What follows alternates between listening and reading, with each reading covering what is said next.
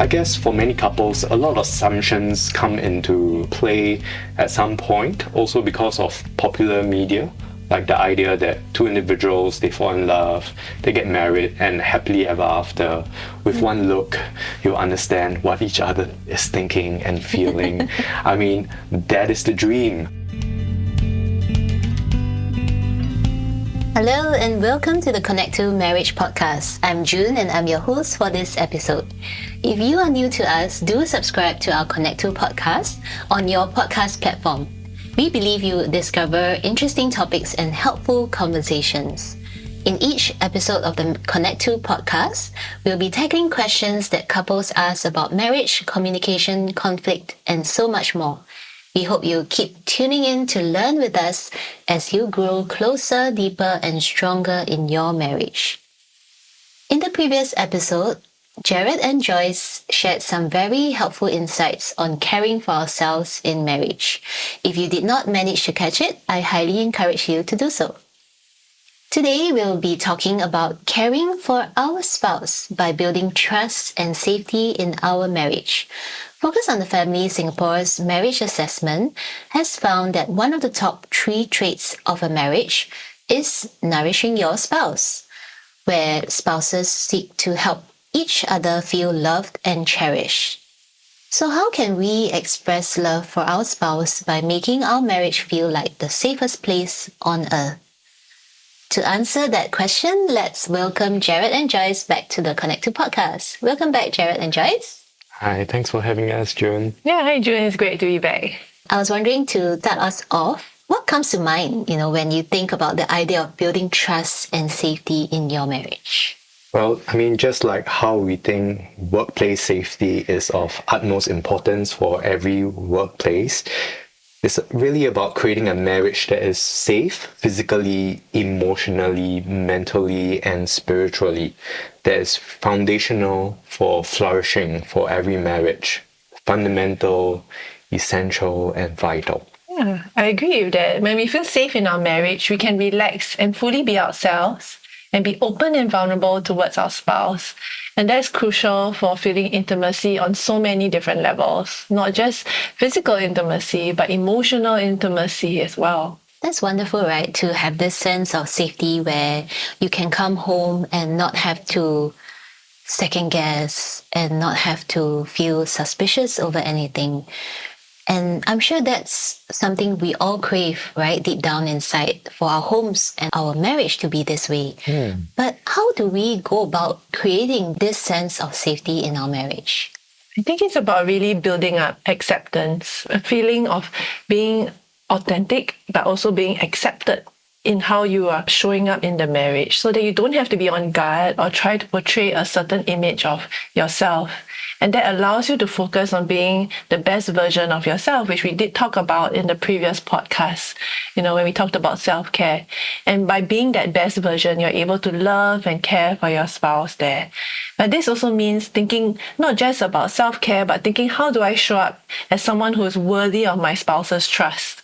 Right? Not a demand or an expectation, or to take it for granted that just because we're married, therefore, he must be a safe person for me and I am obviously a safe person for him. I think at some level, recognizing that it takes work as well to maintain that atmosphere of acceptance and vulnerability and care. It's really about not demanding and thinking about how we ourselves can show up as trustworthy spouses for each other. It's really about prioritizing open and honest communication, communicating what we really feel in that moment, and not expecting our spouses to kind of mind read us, what we are thinking, what we are feeling at that moment, and then be surprised when they don't. I guess for many couples, a lot of assumptions come into play at some point, also because of popular media, like the idea that two individuals, they fall in love, they get married, and happily ever after. With one look, you'll understand what each other is thinking and feeling. That is the dream. Yet at some level, yes, it's a nice dream. If we were to think about it another way, isn't it terrifying to know exactly what each other is thinking and feeling without even have to express it? So very often it's really about processing our thoughts and feelings and the most core parts of ourselves that we want to express to each other. It's about turning up for each other with our condensed thoughts and feelings and connecting over those bits of ourselves. It's also taking maybe a humble and honest look at myself. For me in the marriage, I know there are things that I do that are not necessarily always creating that sense of care and safety or trust, and being willing to take feedback from my partner helps me show sincerity in me putting in effort and keep working at our marriage. For example, when trying to prioritize open and honest conversation, like what Jared was saying, but sometimes I may not be in the right headspace to focus or listen. And I may not come off as the most curious and caring person to validate what he's feeling in that moment. And I think it's those times where it's humbling when I get the feedback, where I didn't come off the way I thought I might. I might have all the best of intentions, or I might be feeling overwhelmed in that moment, whatever my purposes were. But I think the important thing is recognizing that how it impacted my spouse may not have helped them feel safe. It may not have helped them feel like I was being a person that was a listening ear and able to kind of receive and validate the feelings that are being shared. Even as I'm listening, it sort of brings across the idea that, we are all not perfect, right? And even with our best intentions to show up well, sometimes we just are not up to it in that moment, right? And I like what you said, Joyce, about then having the humility to recognize that, I did not do as well as I wanted. I was not as present as I wanted for my spouse. And I can learn from this. I can do better. I can show up better the next day. Earlier, you mentioned, Jared, about the importance of open communication. It feels like, as we talk about this, creating this trust and sense of safety, it really takes hard work. And it really takes being able to express ourselves, our deepest needs, our true selves to our spouse. And sometimes it's like chicken and egg, First, you need to feel safe, right, to express ourselves. Then, as you express yourself and as you share a little bit deeper about how you're really feeling about a particular incident or event, that creates that safety as well. Do you see that as well in your own relationship? Yeah, for sure. I mean, there were things that would surprise us in our relationship, and then we'll be checking in with each other and we'll be like, no, I thought that you thought this, and we'll be like, no, actually, no, not really. And we'll be like, what? I've been thinking that for the past 2 years, right? There are certain assumptions there. Yeah, certain assumptions that we thought about each other. And it's always great to kind of like clarify with each other and have that eureka moment, and we go like, oh, okay, I learned something about my spouse, that she's this real person in front of me. And yes, we don't show up perfectly for each other all the time, but we definitely do give each other space to practice our self-care and to be able to come back and re-engage safely and be open and vulnerable after having taken care of our self-care needs, which really helps us build that sense of safety at the end of it. I'm just wondering, for many couples who may be struggling with this sense of safety or sense of trust within the home, maybe it looks like a spouse who has frequently or consistently broken his or her promises. Maybe he or she said that he would be home for dinner on time, but then that frequently does not come into play. What can we do in such situations when you feel like, you've been let down so often that you almost stop trusting that it will actually happen as what your spouse has said? Marriage is one of the most rewarding things in life.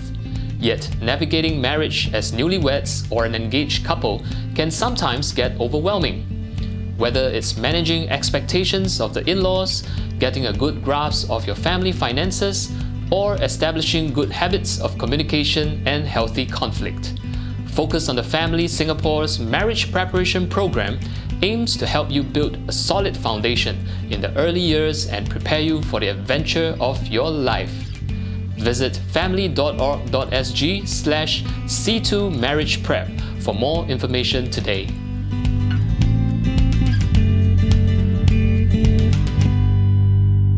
I mean, there's so much pressure in work, right? Sometimes getting home for dinner on time can be such a difficulty. I definitely don't want to minimize that. And I definitely don't want to minimize the importance of being home in time for dinner and showing up for one's spouse as well.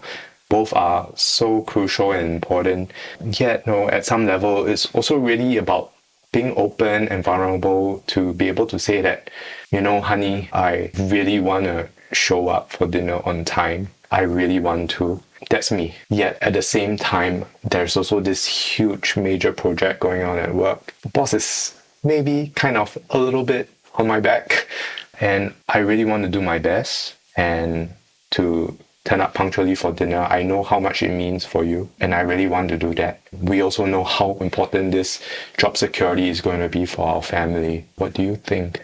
I mean, we can think about it in the initial part of trying to figure out what's the root cause of the situation happening. So like Jared's sharing, it could be sometimes it's external factors, sometimes it's internal, right? And then we talk about the previous podcast of then needing time to build up self-care. So figuring out what would be the root causes and contributions to the stressful situation, or why the trust or the promises seem to have been broken many times. And I think once that's been established and communicated, it's really a season of going into making amends. There is that need, sometimes to just address that wrong has been done, people have been let down, and having that opportunity to make amends. Everyone has different love languages, right? Whether it's through a verbal apology, whether it's through acts of services, whether it's through a gift. Every couple has their own style of communicating that love and care and apology to each other. So making amends, apologizing, and attuning, really figuring out, moving ahead, how do we be more attuned to each other's needs, attuned to each other's styles? What makes the person tick or not tick? What are their boundaries, their expectations, their personal space? Getting more attuned, just understanding, learning to be, in a way, expert of yourself, but also the expert of your partner. It's really what attunement is like, to get yourselves on the same wavelength. And hopefully that will build up to the last A. We can think about it in terms of attachment, so that your bond becomes stronger, that this experience helps you grow together, and you realize that your sense of safety can be deepened, not threatened by the challenges that you go through. Wow, I really like what you said. Attunement first to each other, becoming experts of each other. And then after that, going into allowing this to strengthen the attachment bond between us, as a couple. It's indeed hard work to build and to maintain trust within a marriage where we really want to show up for each other and be our best selves for each other. So thanks for sharing your insights as well on how to manage when there is broken trust. In each podcast, we address a frequently asked question that couples have about marriage. Today's question comes from a husband who says, "My wife and I recently got married after a relatively short courtship. She is on the quieter side, whereas I'm the more talkative one. I try my best to engage her in conversations and to ask questions so that I can learn more about her. But somehow she seems a bit more guarded when talking about her innermost thoughts and feelings. I thought she would open up more after getting married, but she still seems to keep some distance. What should I do?" Getting married is also a huge adjustment. Being in the same shared space a lot more. I mean, it's no longer sending your fiancé back home to her parents, but now you're living in the same space together. That's a huge adjustment. And definitely, it's always good to use I statements like, "Honey, I've been feeling some distance between us. I'm wondering if there's anything that I could do to make it more comfortable for you in our marriage, in sharing our space together. Is there any needs or wants that you've been trying to communicate that I could have missed? Is there anything that I can do?" Generally, self-disclosure is quite a helpful thing to do in a safe and healthy and trustworthy marriage. You're building up a couple rhythm. You're trying to figure out each other, and create that safe space to talk openly. It's new to you, it's new to her. And honestly, the first year of marriage with the transition and the adjustment, whether you're living alone, the two of you, or you have moved into another place together, maybe living with a larger in-law ecosystem, and recognizing that there's complexities there and many things to talk about in terms of plans, expectations, and boundaries, right? And people will go into habits that make them feel safe. So thinking that your spouse is going to change because you are married, it makes it actually more unlikely. She's going to do what feels safe to her before the marriage, all the more so after getting married, because that's how she's made. That's how maybe her family of origin was like, and that's how conflicts and differences and tensions were navigated. For some couples, that is a crucial first year, looking for mentors, other marriage mentors or in their community, someone who is more mature, has gone down the path a bit more further in terms of their marriage, might be more helpful to just kind of figure out how they navigated the differences. For some couples, Jared and I are both couple counselors and therapists. We have couples who come in seeking professional help when necessary, just to guide that conversation, and navigate that process. You don't have to wait for problems to come.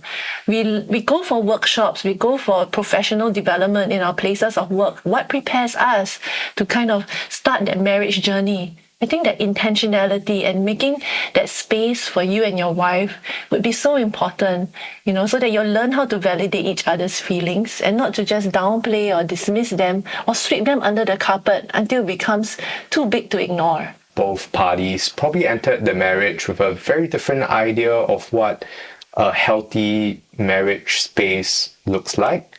And this is what I really love to tell my couples. Like, one probably grew up in an Apple OS environment, the other one grew up in an Android OS environment. And that's the frame of reference that they are using. Neither is wrong, both are useful. And when they entered in this shared space, suddenly Apple wasn't speaking to Android, Android isn't speaking quite well to Apple, and you are both figuring it out. And like what Joyce is touching upon is like this thing about our family of origin. What does hanging around in a family looks like could look quite different for both of your families. Perhaps for one family, it could be a lot more banter, a lot more self-disclosure, maybe a little bit more in-your-face kind of conversations. And then there's also like some families where people are generally in their own space most of the time. They don't really come out unless there is like a reason to do so. Neither is right or wrong, it's just different. But at the same time, the way we think about it and process it could tell us quite a different story. And so we want to be careful, not judgments that we make behind all of these actions. It could be a lot deeper. Yeah, thanks for that. I love the analogy of the Apple meets Android. I think many of us can relate to that. Somehow, differences seem to attract. And I think you guys brought up the importance of understanding, the family of origin and how the culture, the context was like. And that might help couples actually manage and understand their differences better. Thanks so much, Jared and Joyce, for sharing with us, all the tips and insights when it comes to building that sense of safety and trust in our marriage. Before we let you go, do you have any last words or encouragement for our listeners? Well, I think sharing about yourself, using I statements, keeping it short, sweet, and nice is great for sharing and encouraging a shared healthy marriage space. For me, I think that, relationships are built up over time. They're not instant. And every experience that you and your partner work on together is an opportunity, a stepping stone for you guys to journey further into knowing each other better and to build your togetherness and your trust and your safety. So you don't have to be beating yourself up over things you feel like you didn't do right or do wrong. As much as honesty and being humble is important, but also see it as opportunity to uncover more, like an onion, peeling layer by layer away and getting to know the person that you're going to spend the rest of your life with. Well said. Thanks for sharing with us again. I will walk away from this podcast remembering the Apple and Android analogy as well as the onion. So thank you both. In each podcast, we end off with a couple challenge for couples to do with each other. So if you're listening to this with your spouse, here's your challenge. Find a conducive environment, put away all distractions, whether it's an Apple phone or Android phone, and spend 15 minutes to share the following with each other. The first prompt is one thing you have been wanting to say but was too uncomfortable or afraid to do so. The second prompt is share one thing that you appreciate about your spouse but don't get to say it enough. So we really hope that you found today's episode helpful and encouraging.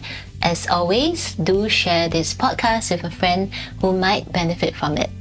Thank you once again for listening in, and remember to continually take the effort to make your marriage a safe haven for your spouse.